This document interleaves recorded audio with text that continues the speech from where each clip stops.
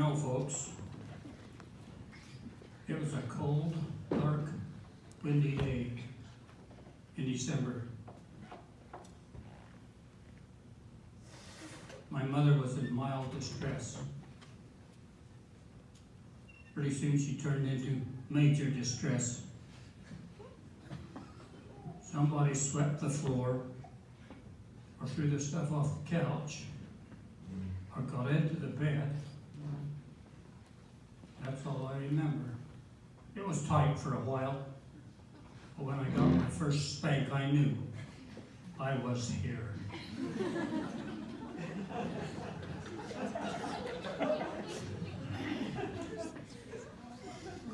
In those days, doctors weren't readily available, and hospitals were a long ways away, and gas cost a lot, so we obviously couldn't go to the hospital. But that's how I come to the world. And of course, if you watched any cowboy shows, where was Dad? Anybody? Boiling water. Isn't that what they do in the westerns? Send a man out and boil some water. I don't know what for, but we're boiling water. I am so glad to be here today, folks. I'm so proud of my family. First of all, I'd like to have Eileen stand.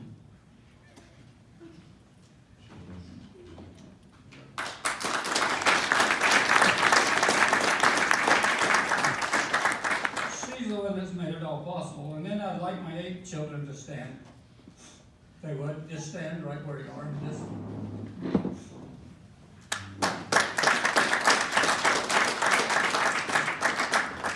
But anyway, living in Ephraim, being raised in Ephraim, went away to school for a few years, tried a few other jobs, and got the opportunity to come to Snow College.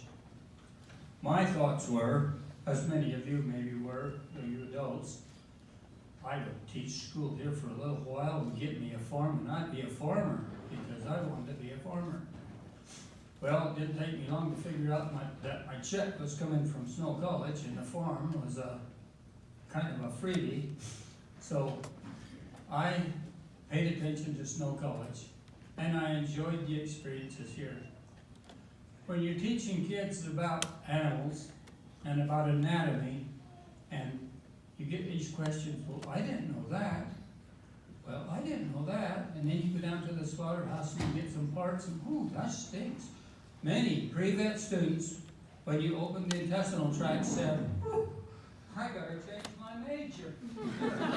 And they went out in the hall and I didn't see them again.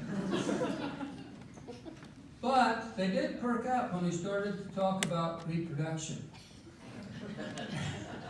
And in fact, the other night I was talking to my kids about reproduction. Let's see, why don't normal eggs produce chickens? So I had to explain to them about chickens only produce eggs when they're fertilized. And then, well, that's the same way with ducks, and the same way with geese. Question came up, well, how do geese? Oh, I got a table over there, grandkids. How do geese do it? And my class asked the same thing, so I went and got a goose, one of these big geese, put it on the floor, and showed them that inside this male goose is a penile structure. And the reason why when they're jumping on each other, it's not they're trying to kill each other, they're trying to create a family. And families are sacred to me. And so is Snow College. I had the most wonderful time teaching at Snow. I hope I was an example. I hope I gave those kids a desire to know, or even at least wonder. I wonder what would happen if. I wonder what would happen if. And when we went over to the Delta Egg Farm and walked through there, and they told us about molting chickens. And obviously most of you think that they just feed chickens, and chickens lay eggs, and chickens lay eggs, and that's not the truth. Chickens molt, and when they molt, they don't lay eggs, and they give off most of their feathers, and then they start anew. and then they lay the big eggs. But in molting chickens, they also remove some of the feed, so they're not on full feed anymore. And so the kids, how come? How come? You know, in the van, why are they doing that? What do they do that for?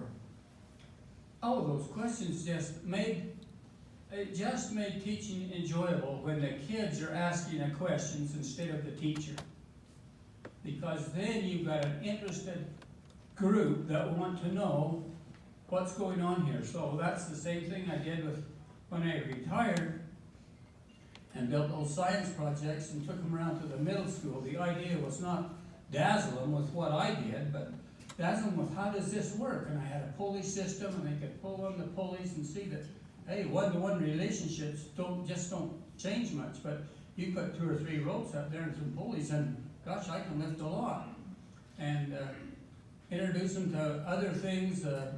We introduced them to mirrors and how mirrors work and how if you've got a 3 mirror in your house, mirror, mirror, mirror, and they can move, you know, that's really science. So you're in there pimping, getting ready for a date, and you're turning the mirror so you can see the back of your hair, the front of your hair, or whatever. And I laid that out for them and showed them that, hey guys, this is real. This is science. Don't just look at that and say, oh yeah, I can see them. That's a mirror. No, it's not a mirror. It's an apparatus. So a mirror is just something you hold in your hand. You see yourself straight on. But a 3-way mirror is something you really ought to go home and examine when you go home tonight. Yeah, that turns and that turns, and why does that work? And if you ever experience going to the Mormon temple, you go in there and you see mirrors, and you see yourself today, tomorrow, next day, one after the other, and that's just simply mirrors. Just sloped a little bit with a mirror in back of you, a mirror in front of you, and I showed those kids that's amazing. And I didn't learn it from myself. It didn't come from above. I went to a couple of science, a bunch of different science places getting ideas to see those things.